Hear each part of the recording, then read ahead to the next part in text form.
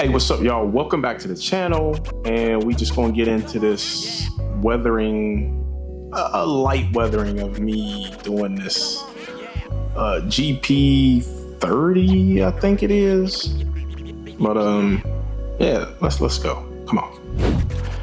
All right, so let's talk about this GP30. It's a ScaleTrains, I believe. I haven't had this engine for too long, but eventually I want to weather everything that I have as far as rolling stock and engines and all that stuff. But I knew I wanted to do this because it was small, a smaller engine, and just dusted, not too heavy, but just enough to look like it's been somewhere. I had a few references pulled up so I could be as accurate as possible, but nothing super major. Like I said, it's a light dusting. This is pretty much a pretty quick video too. So prior, you seen me just taping off the windows and the number boards and all that stuff, the lights, and then I'm just hitting it with a light coat because I want to ghost some of these letters. In order to do that, I need to dust it with some, to make the actual blue a little lighter. So I take the dust color, I think it's from Ammo, and it's called Dust. And I just hit the body, mainly the body. I'm going to eventually focus back on the trucks. As you can see, I'm messing with the trucks here with a little bit of, I want to say it's like a light rust or medium rust from Ammo as well. But the main thing is to get, in order for this ghosting to work right, especially what I want to do with it. And again, there's many other ways for you to do many other things, but this is my take on it. So once that's done, I get the microsaw with that little applicator. And I didn't record this part, but I'm gonna walk or talk through it very briefly a little bit. And I think there may be a few clips of what I did, but you take the microsaw, you get that little applicator, and as you can see here, I have like a folded piece of paper towel, and you just soak the microsaw onto that paper towel and let it sit there. I think for these, I let it sit for maybe 10-15 minutes. And once you pull it off, it has softened up the decal. So, and I think I seen a way, ScaleTrains, the company in China, wherever they get these made at, it's like a stamp of paint. So it's not a decal per se, it's more paint than anything. And if you let that microsaw sit on there for a little bit, it makes that paint peel up. It could be a decal, I don't know, but this is what I wanted. So as you can see, the color is still very vibrant of the blue under that FE. Once I put that coat of dust with the airbrush over top of that FE, or over the whole thing, and then with a X-Acto knife, you're just able to scrape off that paint or decal, whatever you want to call it. After that, I want to say there was something else I'd done in between this. I can't remember, y'all, but this is very, hopefully someone can get some tips and ideas from this stuff, right? This is very, and I don't want to say basic, but it's very basic weathering. There's nothing like very technical, or I always feel like Ratatouille. Have you guys seen that movie? And the main premise is that anyone can cook. I feel like anyone can do this stuff. You just have to take your time.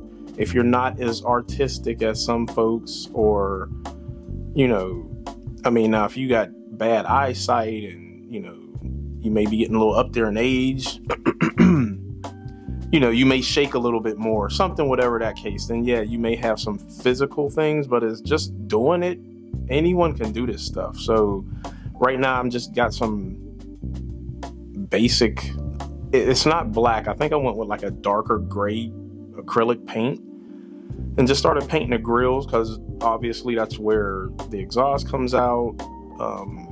And you just want that stuff to be a little darker, right? So here I got some panel line from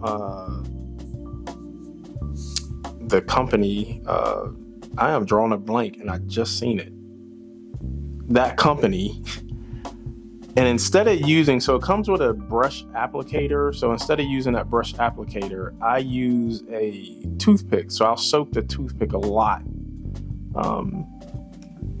And then that just allows for a little more precise dropping that liner in there. Because if you use the applicator, the little brush that's in there by itself, what's going to happen is that it's just going to bleed a lot. And you can see that up in the upper right left corner there of one of the panels, that I tested it to see what it would do. And I mean, you can clean it up a little bit, but I didn't want that big of splotches, if you will, hanging around. So yeah, that's panel line that makes everything look a little more detailed. That dirt is getting in there. And then here you can see I got some track wash by Ammo again. They got great products. I love those guys. I would like for y'all to sponsor me again. They used to sponsor me. I don't know what happened, COVID and everything. But anyway, I take my little track wash and we about to hit these trucks real quick. And I think this will probably be it until the end. But I want to talk a little bit about how I do the trucks as well. So I'll have that wash. I'll dip it in the little container, but I'll put brushfuls of that wash next to a little pile of powder that I have. So you can get chalk powder, dust and all that stuff.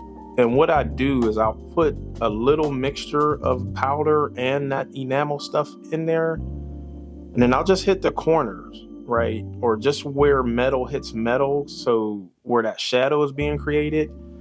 And then I'll get some thinner and kind of just let it fade out. As you can see what I'm doing here. A lot of that stuff I want to get in those cracks and crevices, but I'm mainly focused on thinning that out and letting it fade out to, because I still want to keep some of that color that I've airbrushed on the trucks as well. And so here I am again, just loading that brush up, and not too heavy, but loading it up a little bit and getting into the cracks and crevices. And then I'll come back with thinner and just let the thinner honestly work. Now I may push and pull it somewhere, but overall I just want that thinner to start dark and then let it just fade on out to whatever that thinner feels like it wants to do. And I try and make sure I get in all those little crevices, because that's where the detail is going to really pop and shine if I leave enough contrast of the lighter stuff as well. I've done this with the couplers, and I'll probably get a little heavier with the dust itself with the couplers, because I want to show a little texture as well. So that's what that dust is for. It's for the texture. But yeah, that's pretty much it as far as the trucks and the weathering and stuff like that. It's just take your time. You know what I'm saying? You can start adding little dust here and there on the walkways. I will say less is more for everything. Everything you use, the weather, less is more. You can always build up. You can take away. It's a little harder to take away. Less is more. And for me, I do it, I ain't gonna say so quick, but I do it where it's just second nature now. I remember trying to do an engine the first time I wanted to weather, and I was so scared because one, they're expensive and I don't want to mess it up, but yeah, just take your time. That's all it is. And you can see like where the walkway meets the panels. I've done a little powder brush there and little dusting here and there, and that's pretty much it.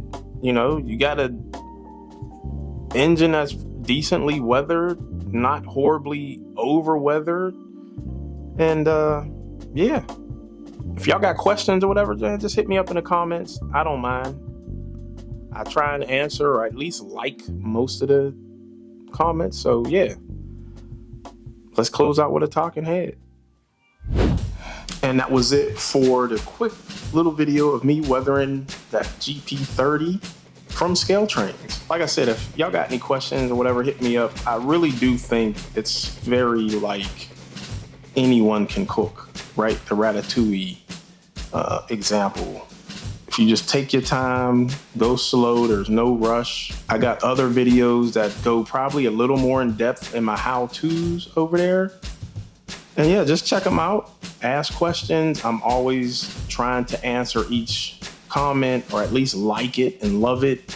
So I do appreciate y'all for watching. You made it this far, like and subscribe, all that jazz, right? I want to thank my Patreons. Man, look, I got a couple more Patreons that came on board. I do appreciate y'all, for real. You really don't know how much I appreciate that.